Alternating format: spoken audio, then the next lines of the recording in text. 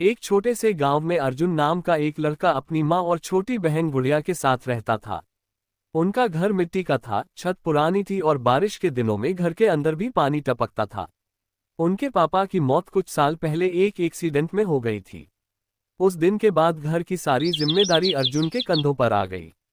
अर्जुन अभी सिर्फ 19 साल का था, लेकिन उसकी आंखों में बचपना नहीं, जिम्मेदारी दिखाई देती थी। वह सुबह जल्दी उठकर मजदूरी करने चला जाता और रात को थककर घर लौटता था। लेकिन उसकी छोटी बहन गुड़िया बिल्कुल अलग थी। उसकी आंखों में बड़े बड़े सपने थे। जब भी वह स्कूल यूनिफॉर्म पहने बच्चों को देखती, चुपचाप उनके पीछे चलने लगती। एक दिन अर्जुन ने देखा कि गुड़िया घर के बाहर मिट्टी में लकड़ी से ABCD लिखने की कोशिश कर रही है। ये क्या कर रही है मेरी छोटी टीचर? गुड़िया मुस्कुराए और बोली, भैया मैं भी स्कूल जाना चाहती हूँ। अर्जुन कुछ पल चुप रहा। उसने गुड़िया की आंखों में वह सपना देखा जो गरीबी अक्सर तोड़ देती है। फिर वह हल्का सा मुस्कुराया। हाँ गुड़िया, तू जरूर स्कूल जाएगी। लेकिन सच ये था कि घर में खाने तक के पैसे मुश्किल से होते थे। माँ दिन भर दूसरों के घरों में काम करती थी, फिर भी कई बार रात को सिर्फ सूखी रोटी ही नसीब होती थी। उस रात अर्जुन ने माँ को चुपके से रोते हुए देखा। बेटा, हम गुड़िया की फीस कैसे भरेंगे? घर चलाना ही मुश्किल हो रहा है। अर्जुन ने माँ का हाथ पकड़ा और बोला, माँ आप फिक्र मत करो, मैं कुछ भी करूंगा, लेकिन गुड़िया का सपना टूटने नहीं दूंगा। उस रात अर्जुन सो नहीं पाया। वह घर के बाहर बैठकर आसमान की तरफ देखता रहा। धीरे से उसकी आंखों से आंसू निकल पड़े। पापा आप होते तो सब कितना आसान होता। अगली सुबह से अर्जुन की जिंदगी और मुश्किल हो गई। वह सुबह खेतों में काम करता, दोपहर में ईंटें उठाता और रात को गांव की एक दुकान में सामान उतारता। दिन भर की मेहनत से उसके हाथ छिल गए थे, पैरों में छाले पड़ गए थे। लेकिन हर बार जब वह गुड़िया को स्कूल के सपने देखते देखता, उसकी सारी थकान कम हो जाती।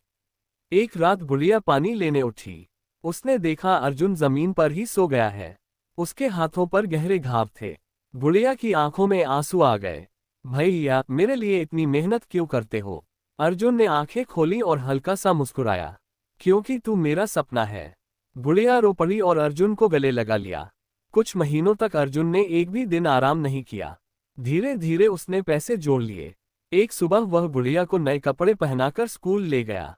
स्कूल के गेट के सामने खड़े होते ही गुड़िया की आंखों में आंसू आ गए। सच में मैं स्कूल जाऊंगी? अर्जुन मुस्कुराया। हाँ मेरी छोटी टीचर। टीचर ने फॉर्म भरते हुए पूछा, नाम? गुड़िया खुशी से बोली, गुड़िया अर्जुन कुमार। दूर खड़ा अर्जुन चुपचाप मुस्कुरा रहा था।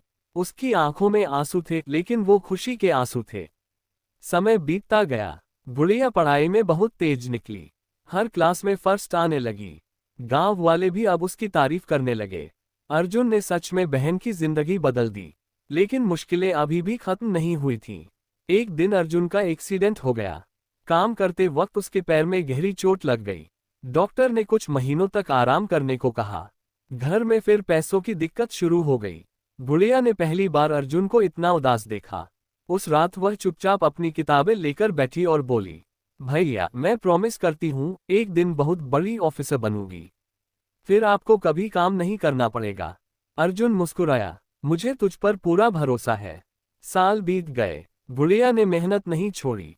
दिन रात पढ़ाई की। आखिर एक दिन पूरे जिले में उसका नाम फर्स्ट आया। पूरा गांव खुशी से झूम उठा। एक दिन शहर में बड़ा फंक्शन रखा गया।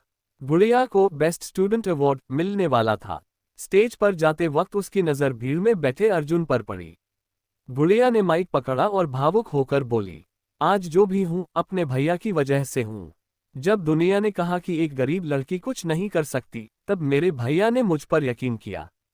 पूरा हॉल तालियों से गूंज उठा। गुड़िया ने अवार्ड लेकर सीधा अर्जुन के हाथ में दे दिया। अर्जुन की आंखों से आंसू निकल पड़े। अब मुझे लगता है पापा कहीं ना कहीं हम पर गर्व महसूस कर रहे होंगे। गुड़िया रो पड़ी और उसने अर्जुन को गले लगा लिया। दुनिया में सबसे बड़ा इंसान वो नहीं होता जो खुद के सपने पूरे करे, बल्कि वो होता है जो किसी और के सपनों के लिए अपनी पूरी जिंदगी लगा दे।